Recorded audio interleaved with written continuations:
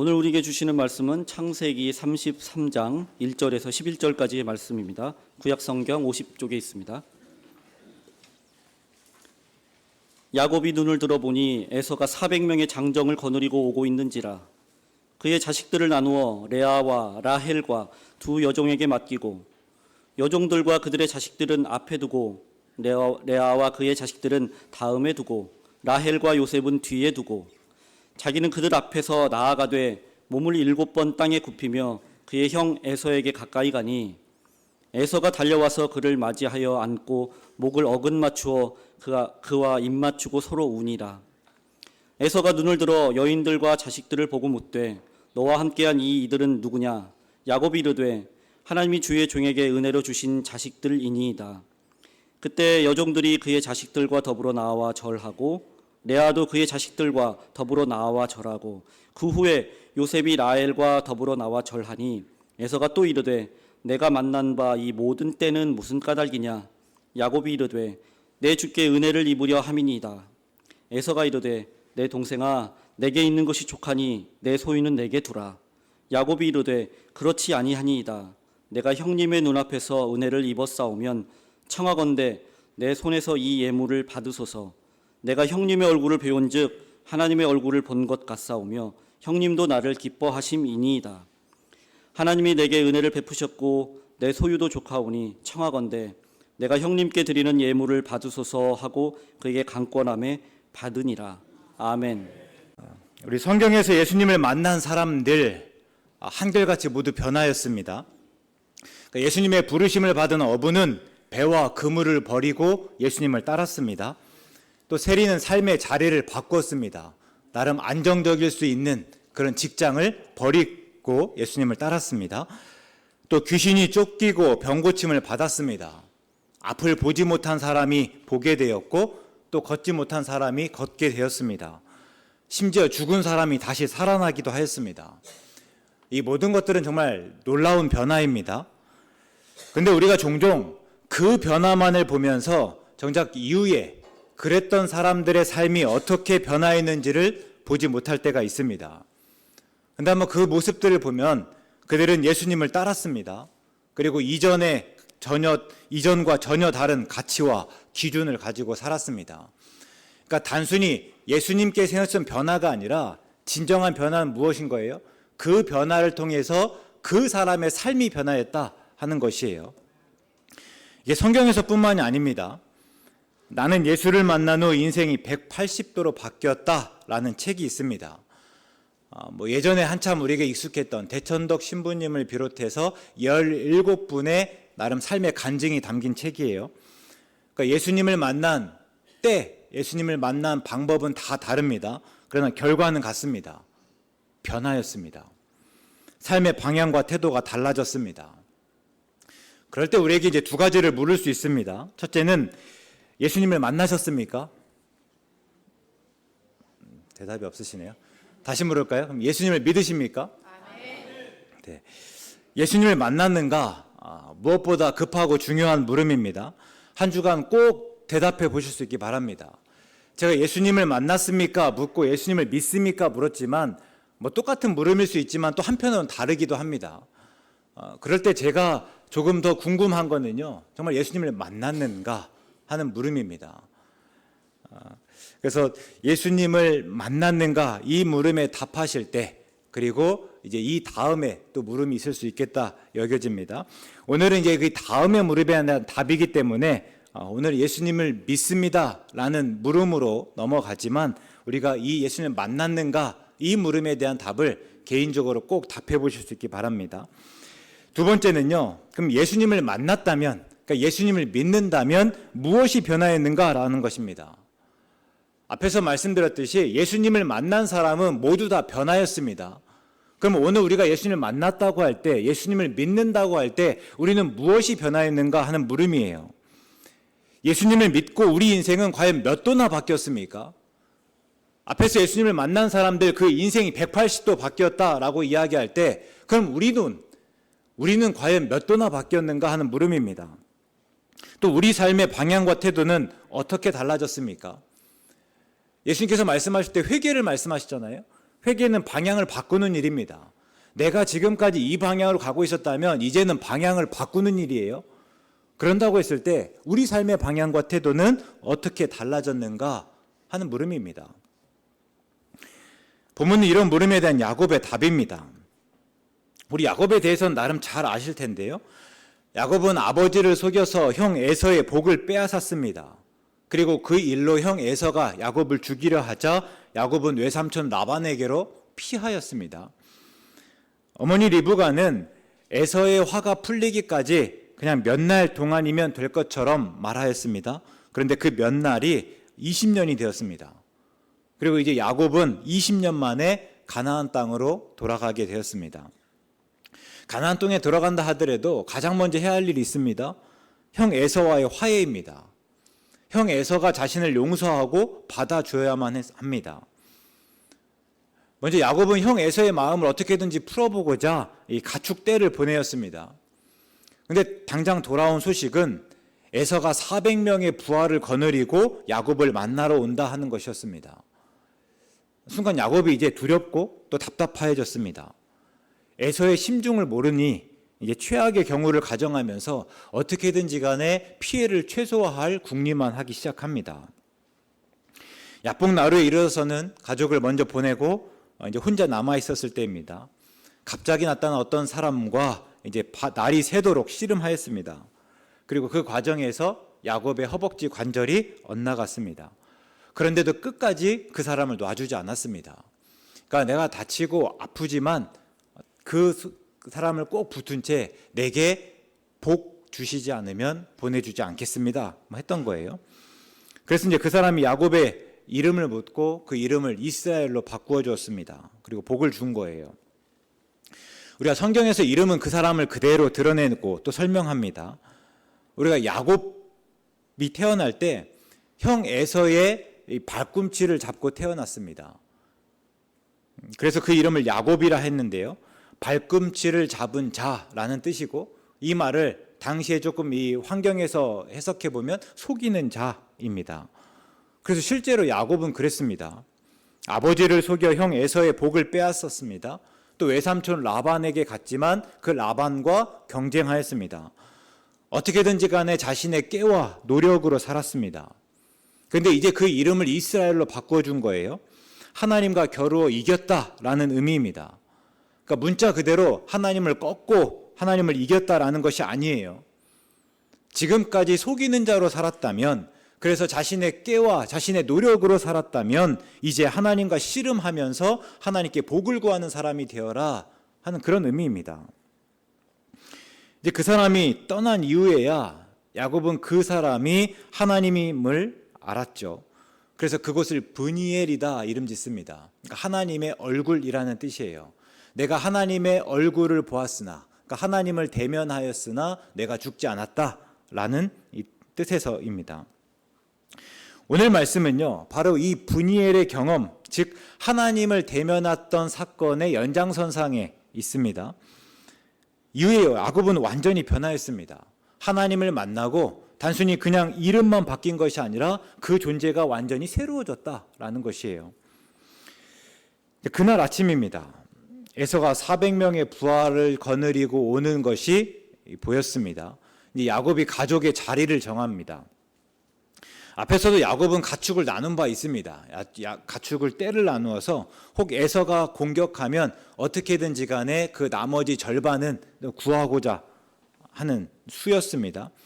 근데 가족의 자리를 정하는 것도 이와 비슷합니다. 우리 야곱에게는 두 아내 레아와 라헬이 있습니다. 그리고 레아와 라헬이 각각 준 그들의 첩이 있습니다. 그리고 그 두 첩에게서 낳은 또 아들들이 있죠. 그러니까 이 야곱은 이 가족들을 조금 덜 아끼고 덜 사랑하는 순서대로 이제 배치합니다. 그래서 이제 에서를 맞는 가장 앞에 누굴 두는 거예요? 야곱의 두 첩과 두 첩에게서 낳은 아들들, 그리고 그 다음은 레아와 레아에게서 낳은 아들들, 그리고 맨 마지막에는 야곱이 가장 사랑하는 라헬과 요셉을 두었습니다. 근데 뜻밖에도요, 야곱이 이렇게 가족들을 배치하고 나서 자신이 맨 앞으로 나갑니다. 그러니까 자기가 그 첩에게서 낳은 아들들 앞에 섰다라는 것이에요. 뭐 이게 당연한 듯하지만 분명 이 앞에 말씀, 그러니까 하나님과 씨름하기 전에 야곱은 맨 뒤에 있었습니다. 야복 나루에 가서 가족을 먼저 건너가게 하고 혼자 남았던 것도 다 그런 이유였어요. 근데 이제 야곱이요, 그 가족들의 맨 앞에 섰다라는 것입니다. 오늘의 3절 말씀 보면 그들 앞에서 라고 표현하면서 야곱의 이런 변화를 강조합니다. 그러니까 그 전까지는 야곱이 그들 뒤에서였다면 이제는 그들 앞에 섰다라는 것을 더 분명히 두드러지게 드러낸다라는 것입니다. 그동안 야곱은 종들과 가족의 맨 뒤에 숨어서 하나님께 구하였습니다. 하나님, 형 에서의 마음이 바뀌게 하시옵소서. 그래서 형 에서의 손에서 나를 구하시옵소서. 이렇게 구하였다면 이제 하나님을 만나고 하나님과 씨름한 이후에는 바뀌었습니다. 상황이 달라진 것은 없어요. 에서가 어떻게 나올지는 여전히 알지 못합니다. 에서가 왜 400명의 부하들을 데리고 오는지, 또 왜 그렇게 속히 오는지 도무지 알 수 없습니다. 그러나 이제는 가족의 맨 뒤에 숨지 않고 맨 앞으로 나와서 담대하게 맞닥뜨렸습니다. 하나님과 씨름하였듯이 에서와도 씨름하기로 했습니다. 이것이 하나님을 만난 사람의 진짜 변화입니다. 우리가 하나님을 믿는다고 할 때 역시 마찬가지입니다. 믿음의 본질은 다름 아니라 내가 변하는 것입니다.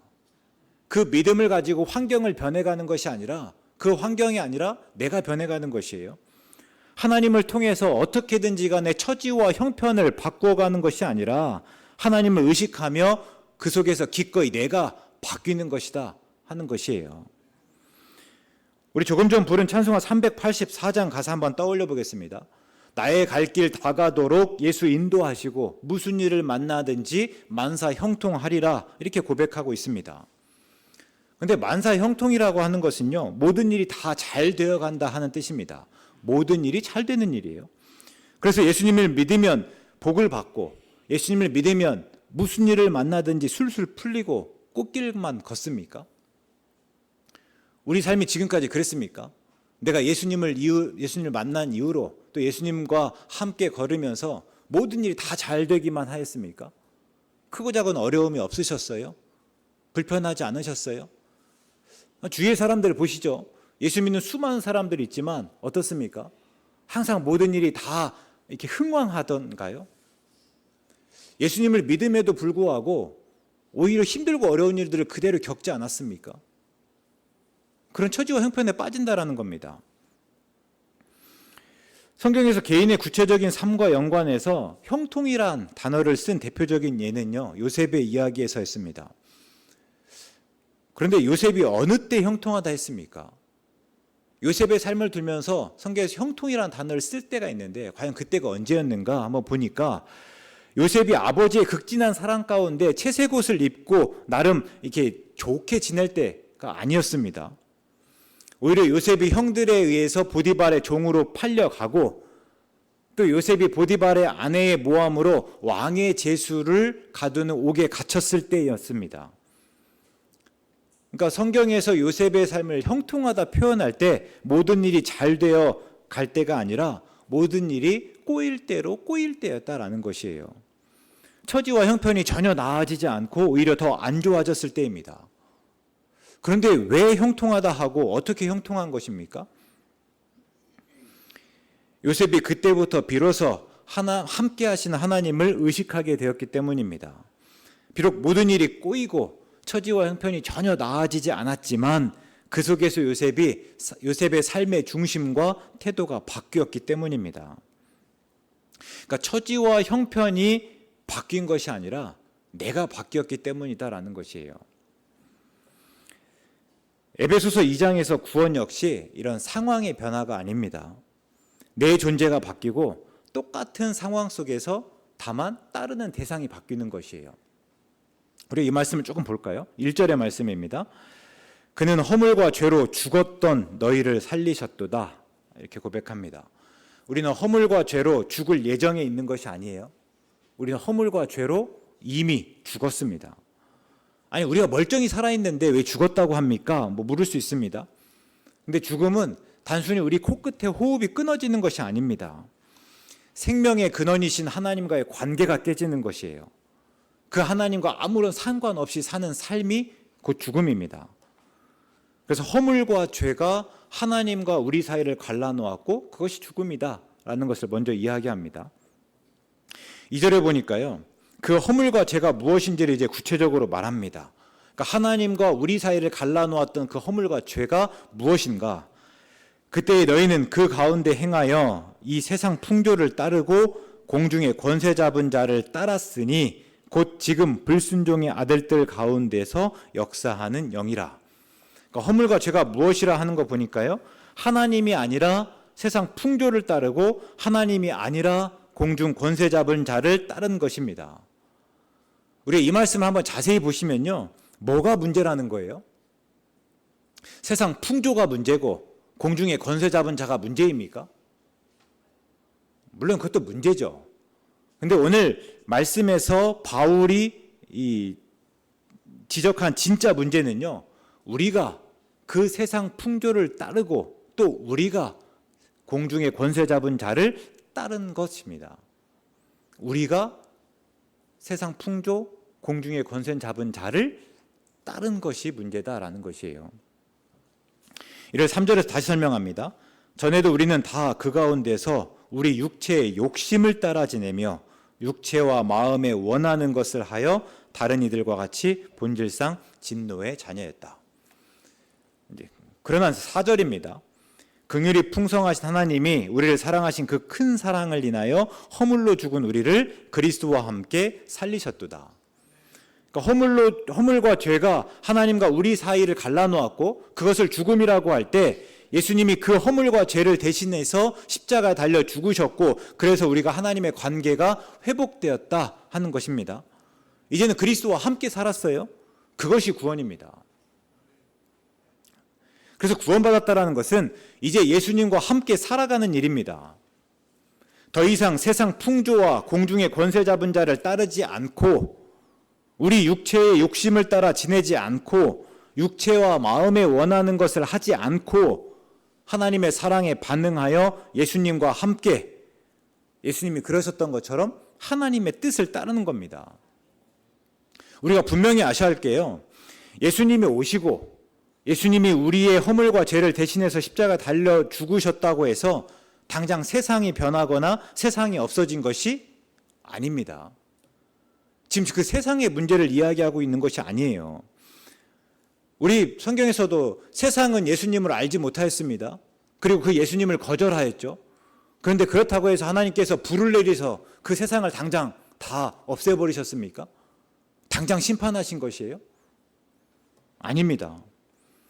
예수님이 다시 오셔서 정의와 공의에 따라 심판하실 때까지, 그러니까 새 하늘과 새 땅, 새 예루살렘이 오기 전까지 세상은 그대로 있습니다. 전혀 달라지지 않을 거예요. 세상에 속한 사람들 역시 마찬가지입니다. 그때나 지금이나, 그러니까 예수님이 오시고 십자가에 달려 죽으시기 이전이나 그 이후나 여전히 세상 풍조와 공중 권세 잡은 자를 따르고 우리 육체의 욕심을 따라 지내고 육체와 마음에 원하는 것을 할 것입니다. 근데 변하는 게 있다면 다시 살고 구원받은 사람들이에요. 그러니까 우리는 그 세상 속에서 여전히 있는 그 세상 속에서 이전과 이후나 다르지 않은 그 세상 속에서 세상 풍조와 공중의 권세 잡은 자, 육체의 욕심, 육체와 마음에 원하는 것이 아니라 하나님을 따른다라는 것이에요. 달라진 것은 그겁니다.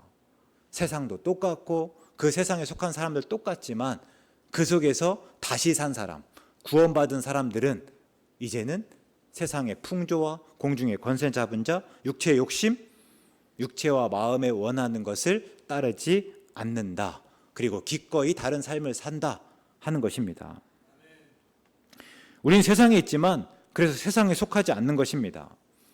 이제는 하나님과 관계 안에 있게 되었으니 다시 그 안에서 예수님과 함께 살게 되었으니 그래서 구원받았으니 다르게 살아가는 것이에요. 이게 출애굽한 이스라엘 백성들이 오해했던 내용들입니다. 하나님의 의도가 무엇이었습니까? 하나님이 그들의 하나님이 되고 그들을 하나님의 백성으로 삼는 일이었습니다. 따르는 대상을 이제는 애굽의 바로에서 하나님으로 바꾸는 일이었고, 그래서 그들을 애굽 땅 종되었던 집에서 인도하여 내었고 하나님께 속한 거룩한 백성으로 삼으셨습니다. 지난주 말씀드렸잖아요. 하나님의 종으로 삼고자 하심이 아니에요. 지금까지 바로의 노예였는데 이제는 하나님의 노예 삼고자 하신 것이 아니었습니다. 오히려 그들에게 자유를 주셔서 하나님의 사랑 안에 거하게 하셨죠. 그런데 이스라엘 백성이 어땠습니까? 다만 환경을 바꾸고자 했습니다. 하나님이 바라셨던 것은 내가 그들의 하나님이 되고 그들은 내 백성이 되고자 하는 그 관계였다면, 그들은요 그 하나님을 통해서 그냥 환경을 바꾸고자 했습니다. 하나님과의 관계보다 애굽을 떠나서 적과 꿀이 흐르는 땅 가나안 땅으로 들어가기만을 바라였습니다. 그러니 하나님이 함께 하시면서 아무리 불기둥으로 구름기둥으로 인도하시고 또 만나와 메추라기로 때때로 먹이셔야 좋을 리 없습니다. 다만 그곳이 광야라는 이유로 끊임없이 불평하고 불만만 가득하였습니다. 원망만 쏟아내었습니다. 그러니까 이스라엘 백성은 지금요 그 하나님과의 관계가 중요한 것이 아니라 그 하나님을 통해서 어떻게든지 간에 이 광야에서 벗어나서, 더 나아가서는 애굽에서 벗어나서 적과 꿀은 가나안 땅에 들어가기만을 바라였거든요. 그러니까 그 가나안 땅에 들어가기 전까지는 나와 함께 하신 하나님께서 어떤 일들을 행하신다 하더라도 그것이 좋을 리 없습니다. 그것이 감동이거나 감격일 리 없다라는 거예요. 어떻게든지 간에 그 적과 꿀은 가나안 땅에 들어가기만을 바라였기 때문이에요. 그런다고 할 때 우리는 어떻습니까? 예수님을 믿고 내 무엇이 변하였습니까? 세상 풍조, 공중의 권세 잡은 자, 육체의 욕심, 육체와 마음에 원하는 것이 아니라 하나님을 따른다라는 것은 도대체 무엇을 하지 않는 것이고 또 도대체 무엇을 하는 것입니까? 다른 사람들은 모를 수 있습니다. 내가 예수 믿고 어떻게 변화했는지 다 눈치채지 못할 수 있어요. 근데 우리는 알지 않습니까? 우리는 내가 예수님을 믿기 때문에 내가 무엇을 의도적으로 하지 않는지, 내가 또 아무리 하기 싫어도 의도적으로 무엇을 하는지 우리는 알 수 있잖아요. 그런다고 할 때 과연 그것이 무엇인가 하는 물음입니다. 혹 잠언 26장의 말씀처럼 개가 그 토한 것을 도로 먹는 것 같이 허물과 죄로 죽었을 때 구습을 그대로 반복하며 살고 있지는 않습니까? 기도하면서 나를 바꾸지 않고, 그렇죠? 기도는 무엇이라고요? 하나님과 씨름하면서 내가 바뀌는 일입니다. 근데 기도하면서 나를 바꾸지 않고 여전히 내 삶을, 내 처지와 형편을 바꿔달라고 떼쓰고만 있지는 않습니까? 야곱이 또 어떻게 변화했는지 한 가지만 더 확인해 보겠습니다. 야곱은 예를 다 갖추었습니다. 형 에서 앞에서 몸을 7번 땅에 굽혔습니다. 그러자 이젠 에서가 달려와서 그 동생을 껴안고 입을 맞추었습니다. 에서는 지난날의 화가 다 사그라들었습니다. 너무 다정하고 따뜻하였습니다. 이제 야곱과 함께 있는 가족들을 묻죠. 이 여인들과 이 아이들은 누구냐? 물은 후에 앞에서 야곱이 보냈던 가축대가 도대체 무슨 의미인지를 묻습니다. 그러니까 왜 가축대를 내게 보냈느냐라는 것이에요. 그때 야곱은 예물이었습니다. 어떻게든지 간에 형님의 은혜를 입고자 보낸 것입니다 라고 이야기합니다. 근데 에서가 뭐라고 합니까? 내게 있는 것이 이미 족하다라는 겁니다. 내게 충분히 있으니 그것들은 내 것 하라, 이렇게 극구 사양하였습니다. 진심이었어요. 에서는 정말 그것들이 필요하지 않았습니다. 그런데 그것들과 상관없이 얼마든지 야곱을 받아들일 준비가 됐습니다. 그런데도 야곱이 강권합니다. 놀라운 것은요, 11절에서 야곱의 이야기예요. 청하건대 내가 형님께 드리는 예물을 받으소서. 우리 성경은 이걸 예물로 번역했습니다. 앞에서도 예물이고 여기서 예물인 듯하지만 이게 원어에서는 서로 다른 단어예요. 앞에서는 예물이라고 한다면 뒤에 예물로 번역한 단어는 베라카라고 해서 이건 복이에요. 그러면 이 야곱이 이렇게 말한 셈이에요. 형님, 예전에 제가 아버지를 속여서 형의 복을 가로채지 않았습니까? 그 복입니다. 이것이 형님께 드린 예물입니다가 아니라 이게 형님께 뺏었던 그 복입니다. 그 복을 이제 돌려드립니다. 20년 전에 제가 한 일을 용서해 주십시오. 이전에 야곱은 어떻게든지 간에 그 순간만 모면하려고 했습니다. 뭐 결과만 따졌다면요. 그러나 이제 자기 삶의 책임을 지게 됩니다. 이것이 하나님을 만난 사람의 모습이에요. 예수님은 율법을 이렇게 요약합니다. 하나님을 사랑하고 이웃을 사랑하라. 그러니까 하나님을 사랑한다라고 하는 것은 하나님만 사랑하는 것이 아니라 하나님을 사랑하기 때문에 또한 이웃을 사랑하는 일이다라는 것이에요. 또 그렇게 나타나야 되는 것이고, 마찬가지입니다. 하나님을 만난 사람은 변합니다. 삶의 중심과 태도가 달라집니다. 그리고 그것은 그대로 이웃을 향합니다. 우리는 종종 하나님께 우리의 죄를 구하고 하나님의 용서만 구하면 된다라고 생각을 합니다. 마치 우리 경건이라는 것이 하나님과의 관계만 따지는 일처럼 여길 때가 있어요. 그런데 아니에요. 우리의 믿음은, 또 우리의 구원은 반드시 정직한 변화로 나타나기 마련입니다. 그래서 하나님의 용서를 받았다면 우리가 다른 사람에게 또 용서를 구할 수 있어야 하고, 또 다른 사람을 용서하는 모습으로 나타나야 한다 하는 것이에요. 이런 점에서 우리 이청준 씨 단편 소설 벌레 이야기를 한 번 더 이야기해 보고자 하는데요. 우리에게 큰 경종을 울립니다. 자식이 주산학원 원장에게 유괴당한 후에 살해당하였습니다. 그 과정에서 이웃집 김집사 아주머니가 전도하죠. 그래서 이제 교회에 다녔습니다. 우여곡절 끝에 이제 원장을 용서하기로 마음먹었습니다. 내 자식 죽인 원장 용서해야 된다라고 마음먹고 이 교도소로 직접 면회를 갔습니다. 근데 원장이 어땠다라는 거예요? 감옥 안에서 하나님 믿고 이미 하나님으로부터 용서받았다면서 세상 평온한 얼굴로 이 어머니를 맞이합니다. 그 원장을 본 엄마가 이제 큰 충격을 받습니다. 그 고백을 그대로 한번 보면요, 내가 용서하지 않았는데 누가 용서하냐라는 겁니다. 내 자식이 죽었고 그래서 내가 용서하지 않았는데 하나님이라고 한들 나보다 먼저 용서할 수 있습니까? 뭐 이런 물음을 가지게 돼요. 그리고 결국 스스로 목숨을 끊었습니다. 하나님의 용서를 받았으면 됐다. 여기는 원장의 태도를 어떻게 받아야 할까요? 우리가 흔히 그런 태도를 가리켜서 값싼 은혜다라고 이야기합니다. 이런 은혜는 하나님과 동등함을 취할 것으로 여기지 않고 자신을 비워 우리와 같이 되시고 십자가에 달려 죽으신 예수님의 은혜를 값싸게 만들어버린다라는 것이에요.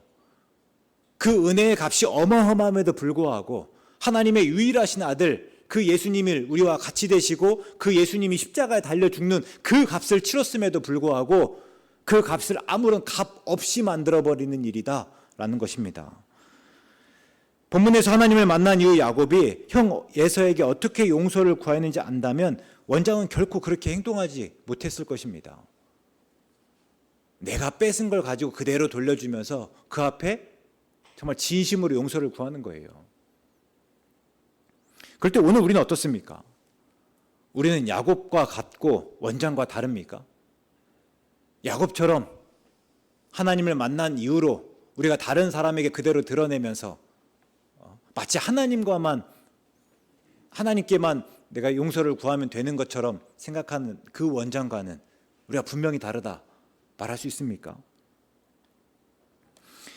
말씀을 마치면서 처음에 물음을 반복하고자 합니다. 예수님을 믿고 우리의 무엇이 변화했습니까? 예수님을 믿는다라는 것은 분명히 그 삶이 변하는 일입니다. 그럴 때 우리가 예수님을 믿는다고 하면 우리 무엇이 변화했습니까? 오늘도 예수님을 믿기 때문에 우리는 어떻게 변하고 있습니까? 어떻게 달라지고 있고 또 어떻게 바뀌고 있습니까? 우리 인생은 과연 몇 도나 바뀌었고 우리 삶의 방향과 태도는 어떻게 달라졌습니까? 우리의 가치와 기준은 세상의 가치와 기준과 어떻게 다릅니까? 그래서 우리는 세상 속에서 또 어떻게 다른 삶을 살아가고 있습니까? 한 주간 이 물음에 답하면서 바울의 권면을 가슴에 새기실 수 있기 바랍니다. 로마서 12장 2절의 말씀입니다. 너희는 이 세대를 본받지 말고 오직 마음을 새롭게 함으로 변화를 받아 하나님의 선하시고 기뻐하시고 온전하신 뜻이 무엇인지 분별하도록 하라. 앞에서 바울이 복음에 대해서 이야기합니다. 복음은 이런 것입니다. 우리는 복음을 듣고 그래서 우리는 이제는 하나님의 자녀가 되었습니다. 그리고 그 이후에 하는 말이요. 그러니 이 세대를 본받지 말고 오직 마음을 새롭게 함으로 변화를 받아 하나님의 선하시고 기뻐하시고 온전하신 뜻이 무엇인지 분별하도록 하십시오. 예수님을 믿는다면 변화를 받아 하나님의 선하시고 기뻐하시고 온전하신 뜻이 무엇인지 분별하고 그 뜻으로 살아가십시오 하는 권면입니다. 우리가 그렇게 살아가기 원합니다. 예수님을 믿는다 고백으로 끝나지 마시고 내가 예수님을 어떻게 믿는지 내 삶의 변화로 확인하실 수 있기 바랍니다. 믿음이 그렇게 중요한다고 하면, 우리가 믿음으로 구원받는다고 하면 내가 과연 구원받을 만한지, 아니 내가 과연 구원받았는지 내 삶에서 확인해 나가자라는 것입니다. 상황을 바꿔달라 구하며 숨는 자가 아니라 하나님과의 관계 안에서 내 삶의 문제 앞으로 당당히 나아가는 이스라엘 되시기 바랍니다. 그냥 막연히 하나님 내 상황 바꿔주시옵소서, 모든 것들 다 좋게 해주시고 꽃길만 걷게 해주십시오 라고 이야기하는 것이 아니라, 하나님 내가 비록 사망의 음침한 골짜기 지날지라도 내가 하나님 때문에 겁내지 않고 하나님 때문에 두렵지 않고 그 속에서 넉넉히 이겨나갈 수 있도록 내게 힘 주시고 용기 주시고 나를 바꾸어 주시옵소서. 이게 우리의 기도해야 된다는 겁니다. 그런 삶 속에서 구원의 참 기쁨 누려가실 수 있기 바랍니다. 하나님께서 우리에게 충분한 기쁨 주셔서 우리가 다르게 살아가는 것이 아니라, 성경은요 오히려 우리가 다르게 살아갈 때 하나님께서 주신 참 기쁨을 누리게 된다 이야기하고 있습니다. 그럴 때 오늘 우리가 하나님 막연하게 그 기쁨 주시라 구하는 것이 아니라, 하나님 내가 다르게 살아가면서 하나님께서 알게 하시는 세상인 줄 수 없고 알 수 없는 그 평안 누려가기를 새롭게 다짐해 나가실 수 있기 바랍니다. 그래서 그 속에서 구원의 참 기쁨, 참 평안함 고백해 나간 우리 모두 되실 수 있기를 주의 이름으로 축원합니다. 사랑의 하나님, 하나님의 사랑을 알고 감격하는 것으로 끝나지 않고 그 사랑에 반응하여 살겠습니다. 나를 바꾸어가고 이제 하나님의 뜻을 따라 살겠습니다. 도우시고 인도하여 주시옵소서. 예수님의 이름으로 기도드립니다. 아멘.